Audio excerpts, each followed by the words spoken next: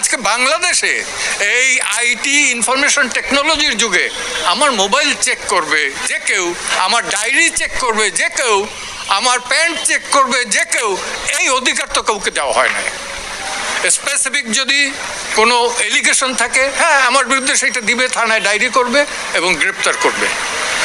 তো এইটার তো কোনো ই নেই। এবং এইখানে অ্যাপেলেট ডিভিশনের 54 এবং 167 রিমান্ড এবং 54-এ গ্রেপ্তার নিয়ে একটা সুনির্দিষ্ট নীতিমালা আছে। এই যে ডিবিতে নিরাপত্তার নামে নাকি রাখা হয়েছে, এইটা কোন আইনে? ডিবি কিভাবে রাখতে পারে নিরাপত্তা আইনে? ডিবির কোনো অধিকার নাই তাদের নিরাপত্তার জন্য রাখতে পারবেন। এবং এইটাই ছিল আমার সাবমিশন। প্রশ্ন তুলেছে যে খাওয়ানোর পরে নিয়ে আবার ছবি তোলা হয়, কি বলতে চেয়েছে হাইকোর্ট? কি বলতে চেয়েছে? সেটা বলছে যে এইগুলো ফান।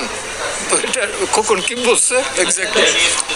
ভাতের টেবিলে বসে ছবি তুইলে এটা ই করেন, আপনি কি এটা মস্করা পাইছেন? ঠিক এই মস্করা ল্যাঙ্গুয়েজটা ইউজ করছে। এটা কি এখন কি হবে কালকে? কালকে সরকার একটা এফিডেভিট ইন অপোজিশন দেবে, আর আমরা একটু কারেকশন করে দিচ্ছি।